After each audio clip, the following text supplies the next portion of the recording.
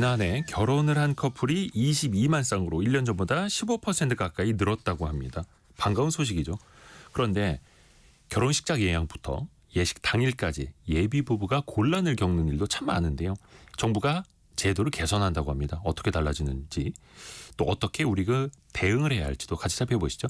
슬기로운 법률 생활 시간 법무법인 길도 윤예린 변호사입니다. 안녕하세요. 안녕하세요. 윤예린 변호사입니다. 스드메라고 하잖아요. 네. 스튜디오 드레스메이커 어떻게 보면 이제 필수 코스인데 제도가 어떻게 바뀐다는 거예요? 네, 인터넷 커뮤니티에서 이제 결혼식 준비 중에 힘들었다고 하시는 분들 참 많습니다. 행복하기만 해야 할 날에 업체와의 갈등 때문에 문제 있었다고 하시는 분들 많으신데 네. 공정거래위원회에서 이제 이런 사례들을 다 수집을 해서 간담회 등을 통한 실태 조사의 결과로 결혼준비 대행업 표준 계약서를 제정하였습니다. 그러니까 대부분의 예비 부부들은 결혼준비 대행 업체와 패키지 형태로 계약을 체결하는데 이때 뭐 개별 스튜디오, 드레스 메이크업, 스드메 업체들의 이제 서비스 가격이 정확히 얼마인지 잘 모르는 상태에서 소위 깜깜이 계약을 체결하는 사례가 매우 많았습니다. 네. 앞으로는 서비스의 내용 및 가격 정보를 투명하게 공개하도록 표준 계약서를 작성한 것입니다. 추가 옵션이 발생하면서 붙었던 추가금 문제도 해결할 수 있도록 표준 계약서에 다 상세하게 옵션이 어떻게 되는지를 적도록 기재하도록 하였습니다. 그래서 처음에 가격을 명확하게 기재해서 네. 최종 지불 금액이 얼마인지를 사전에 이게 알 수 있도록 만든 것입니다. 보통 스드메 대행 업체에 지불하는 금액이 한 300만 원 정도라고 합니다. 여기에 옵션 형태로 추가 금액이 평균 144만 원 정도를 더 부담해야 되는 걸로 실태가 조사되었어요. 와, 거의 옵션이 플러스 50%. 네, 애초 생각한 금액이 50%를 더 부담하는 상황이 되는 거죠. 또 사실 근데 이 중에서는 일부 옵션은 사실상 필수적인 항목, 그러니까 온전한 스드메 서비스를 이용하기 위해서 필수적임에도 불구하고 별도로 추가 요금을 내야 하는 경우가 많아서 소비자들에게 불만이 컸습니다. 그러니까 추가 옵션 같은 경우는 이제 그러니까 필수적인 서비스는 뭐 사진 파일 구입비, 드레스 피팅비 이런 것들 기본 서비스에 포함이 되어 있어야 되는데 사실 이게 기본 옵션에 기본 서비스에 포함이 되어 있지 않고 추가 옵션으로 되어 있어서 추가 지출을 유발할 수밖에 없는 상황이었습니다. 근데 이런 부분 다 미리 지정해놨고 또 이제 그 담당자 지정, 뭐 드레스 도우미 같은 이런 부분들도 그 비용을 한눈에 확인할 수 있도록 해서 이번에는 이용자 요청에 따라서 이제 이런 부분들을 이제 업체들이 제공하고 상세하게 설명해야 합니다. 그러니까 가격 비교 대상으로 눈에 띄는 거는 좀 낮게 해놓고 네. 옵션에 옵션으로 더 추가해놓고 이런 식으로 숨겨놨었는데 그렇게 하면 안 된다. 이제 제도가 달라진다라는 거고요. 네네. 또 하나 계약 좀 달라지거나 아니면 해지하려고 하면 위약금을 너무 과다하게 보는 경우도 네. 있지 않습니까? 환불 규정도 달라진다고요? 네, 일부 결혼준비 대행 업체들은 소비자가 계약을 해지할 경우에 뭐 이제 위약금을 과도하게 부과하는 약관 조항이 있었습니다. 뭐 예를 들면은 스드메 패키지 전체 가격의 20%를 위약금으로 한 뒤에 계약 해지 시에 실제 서비스가 되지 않았음에도 뭐 20% 위약금을 전체 다 돌려주지 않는다라고는 조항이 있다거나 이게 법상 정해진 청약 철회 가능 기간보다 짧은 기간에만 계약금 환불이 가능하도록 하는 조항들이 이제 있었는데요. 이에 대해서 결혼준비 대행 업체들은 이제 계약 체결 이후 서비스 개시 전과 후를 구분하여서 위약금 기준을 합리화하고 청약 철회 기간도 법에 부과하도록 약관을 이제 만들었습니다. 네. 이게 보통 계약일부터 실제 예시까지는 장기간이 소요돼서 뭐 파혼이라든가 일정 변경 등 다양한 변수가 발생하기 마련입니다. 그래서 공정위는 위약금 부과 기준을 약관을 구체적으로 명시를 해놨습니다. 근데 또 업체 입장에서는 예약 다 해놓은 손님이 일방적으로 취소하면 또 곤란해지는 거잖아요. 네네. 소비자는 어느 선까지 책임져야 됩니까? 사실 민법상 따져보면은 소비자 규칙 사유로 계약이 해지되었는데 이제 대행업자가 이제 제휴업자에게 부담하는 손해배상액 전부를 이제 소비자에게 청구할 수 있다라고 하는데 이 손해배상액을 따지기도 좀 어렵고 그러네요. 이 소액을 또 법원에서 일일이 따져달라고 할 수도 없는 노릇이니까 예. 이런 부분들을 표준계약서에 명시해 두었습니다. 네. 이게 살펴보면요. 결혼 박람회장에서 계약서를 받은 뒤에 계약을 해지하려면은 14일 이내에는 위약금 없이 계약 해지가 가능합니다. 온라인으로 계약을 한 경우에는 7일 이내에 위약금 없이 계약 철회가 가능합니다. 마치 보험 상품처럼 네. 온라인으로 가입했을 때 7일 이내에는 철회할 수 있다. 또 이 날이 다 도과했다 하더라도 소비자의 책임으로 계약이 파기되었을 때는 서비스 시행 전이면은 총 요금의 10%를 공제한 후 환급하도록 네. 또 서비스 시행 후라면은 발생 비용과 잔여 금액의 10%를 빼고 환급하도록 되어 있습니다. 뭐 서비스 시행은 단순히 이행 준비를 하는 것이 아니라 뭐 예식 장소라든가 스튜디오 업체 뭐 이런 것들 선정, 뭐 드레스 선정 이런 부분들이 좀 이루어진 그런 부분들을 이제 그 기준으로 하고 있습니다. 또 하나가 끼워 팔기도 있습니다. 예식장이. 네. 저희 한복도 하셔야죠. 패백은 의무입니다. 막 이렇게 하는 경우도 있거든요. 네네. 이건 어떻게 달라집니까? 예식장 이용 표준 약관을 살펴보겠습니다. 이제 약관은 법은 아니고요. 예. 다수인을 상대로 이제 동종의 거래를 반복하는 경우에 그 거래를 위해서 미리 작성해 놓은 계약 조건을 의미합니다. 네. 대다수의 업체들이 이를 따르고 있습니다. 그래서 혹시라도 계약하실 때 내가 계약하는 그 계약서와 약관이 다른지 한번 살펴보실 필요는 있습니다. 요 이제 표준 약관에서는요, 당연히 이제 부대시설 등 이용 강제 금지 조항이 있습니다. 예식장 측은 그 예비 신랑 신부에게 뭐 식당이라든가 뭐 신랑 정장, 신부 드레스, 신부 화장, 사진, 비디오 촬영 이런 부대시설을 이제 부대시설 이용을 조건으로 예식장을 이용하게 할 수 없다라고 규정이 되어 있습니다. 네. 또 부대시설을 이용하지 않았다는 이유로 예식장으로부터 부당한 대우를 받았을 때는 예식 비용을 환급받을 수도 있습니다. 그래서 예비 신랑 신부님들은 예식장 업체에서 강요하는 서비스 거절할 수 있습니다. 그렇죠. 근데 또 거기에서 또 어떻게 저희 그러면 손님이 많아서요. 다른 손님하고 계약하기도 이럴 수도 있어서 이것도 좀 대응력이 있어야 될 텐데요. 또 하나가 결혼식에서 진짜 중요한 게 음식이잖아요. 손님 네. 접대 잘 해야 되니까. 근데 만약에 음식이 생각보다 너무 부실했다. 네.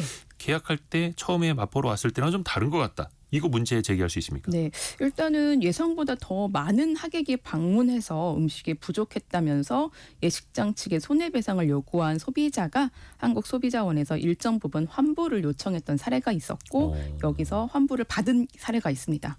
이제 예비 신랑 신부께서 예상 인원을 230명, 최대 인원을 300명으로 정해서 계산을 했는데 네.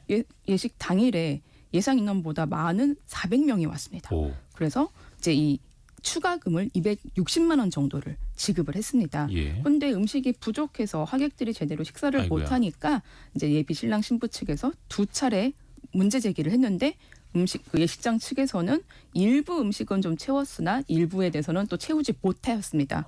여기에 대해서 문제 제기를 했고 한국소비자원은 그 예식장 대응이 있었다. 하지만 이게 부족했다라는 점을 인정해서 이제 추가 금액 260만 원의 전액이 아닌 50%는 예식장이 부담하고 50%는 이 예비 신랑 신부한테 돌려줘야 된다라고 결정하였습니다. 어떠한 뭐 손해배상을 했다라기보다는 추가금을 냈던 것에 대해서 음식은 그만큼 따라오질 못했으니 일부를 돌려줘라 이런 네. 개념이었네요.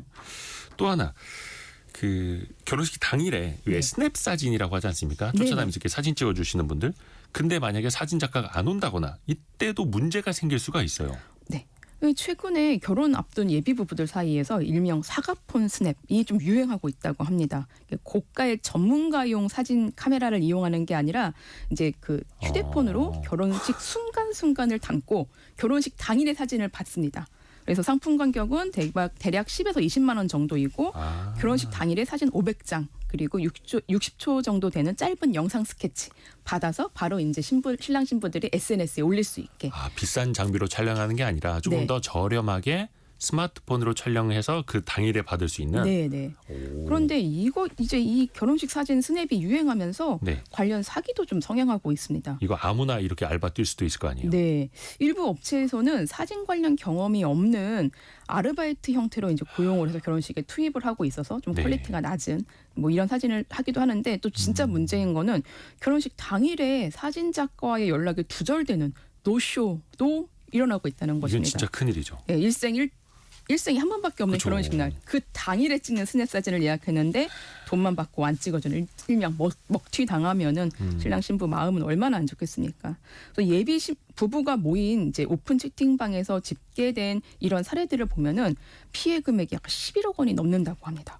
그래서 또 이제 이 업체들이 예약 경쟁이 치열하니까 그 계약 시점에서 금액 100% 완납 안 하면은 예약 못 해요라고 해버리니까 예약금 그러니까 금액 다 주는데 이제 당일날 사진 경험이 없는 아르바이트생 투입되거나 아예 연락이 두절돼 버리는 이런 문제가 있는데 당연히 뭐 민사적인 손해배상뿐만 아니라 제 생각에는 형사적인 사기 사건으로도 충분히 처리가 될 수 있을 것 같습니다. 뭐 한두 건이라면은 민사적으로 해결할 수 있는 것인데 이게 사건이 많으면 고의적으로 돈만 받고 사진은 찍어줄 의사가 없었다라는 점을 입증할 수 있을 것 같거든요. 아예 고의적인 거 아니냐. 네. 그러니까 이게 사실 1, 20만 원이 문제가 아니라 네.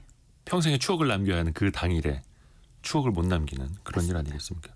또 하나가 결혼 이후에 결혼식장에서 뭔가 열심히 사진을 찍은 것 같은데 사진 작가가 실수로 메모리 카드를 삭제해가지고 사진이 날아갔습니다. 네. 아니면 사진 상태가 정말 엉망일 수도 있는 거잖아요. 네네. 이럴 땐 어떻게 해야 됩니까? 그 사진을 아예 못 받았다고 하면은 예. 채무 불이행으로 인한 손해배상 청구 가능할 것입니다. 실제로 그런 부분들이 인정된 법원 판례가 있습니다. 이 부분에 있어서는 재산적 손해뿐만 아니라 정신적 손해배상까지 인정되었습니다.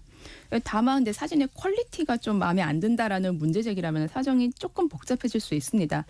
일반적인 결혼식 사진의 퀄리티를 사진관이 제공을 했는데 소비자가 마음에 들지 않는 것이라면 이 부분에 대해서는 손해배상 책임이 인정되지 않을 수 있습니다.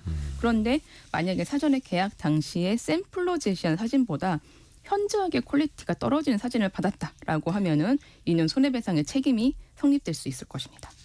저도 이런 적이 있었거든요. 저 결혼할 때 결혼식 당일에 찍은 사진이 화질이 너무 안 좋았던 거예요. 거의 무슨 한 10만 화소 옛날 폰카로 찍은 것처럼 너무 속상하더라고요. 아 진짜. 근데 그때 손해배상 소송은 못했네요. 제가 그때 너무 순진해가지고 옛날 얘기라. 지금이었으면 할 텐데 제가 또 하나. 도와드릴 수도 있었을 텐데. 미리 알아서야 됩니다. 이런 걸. 그래서 미리 알아둬야 돼요. 네네. 또 하나가 사진 저작권을 놓고도 이게 분쟁이 생기더라고요. 예를 들어서 원본 파일은 추가금 주셔야 돼요. 막 이런 식으로. 이건 어떻게 해야 됩니까? 이게 어떤 분쟁이냐면은 전문 사진관에서 촬영을 하고 보정은 조금 저렴한 보정 업체에 사진 후보정을 맡기는 사례들이 좀 많습니다. 왜 이런 일이 벌어지냐면은 일단 사진 촬영을 하면서 이제 계약을 할 때 결혼 사진 몇 장에 대해서 보정을 받기라고 계약을 하는데 촬영을 하고 나면은 더 좀 좋은 사진들이 많이 보이잖아요. 더 네. 많이 이제 선택을 하고 싶은 거죠. 그렇게 되면 그 사진을 받아서 추가로 보정을 해달라라고 하는데 이게 이제 몇십 장이 되면은 이 추가 보정, 그러니까 사진을 추가 선택을 해서 추가 보정하는 비용이 100만 원 단위가 넘어가기도 합니다. 그래서 많은 예비 부부들이 뭐 장당 5천 원 정도의 보정 비용을 받는 업체를 이용하기도 합니다. 네.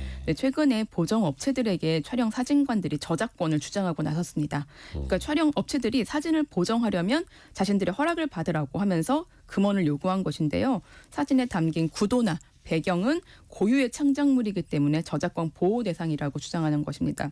그러니까 초상권은 찍힌 대상인 예비 부부에게 있지만 이게 또 이제 사진을 찍은 이 사진사에게는 그 사진에 대한 저작권이 있다라고 하는 지방 법원의 판결도 있었습니다. 그래서 최근에는 이런 분쟁들이 좀 계속 진행이 되고 있는 상황입니다. 그러니까 초상권은 내 얼굴이지만 내가 갖고 있는 거지만 그 사진을 찍은 저작권은 사진 작가나 그 업체에게 있다라는 네. 거. 그럼 어쩔 수 없이 이거는 원본 좀 돈을 주고 내가 받아야 하는 거네요. 네. 그런데 그 비용이 이제 만만치 않은 거죠. 장당 그렇죠. 몇만 원씩 하고 때문에. 그래서 그냥 앨범을 만드는 것뿐만이 아니라 원본 파일을 받을 땐 얼마예요? 분명히 또 미리 짚어보셔야 되는 거고요. 법무법인 길도 윤예린 변호사였습니다. 고맙습니다. 고맙습니다.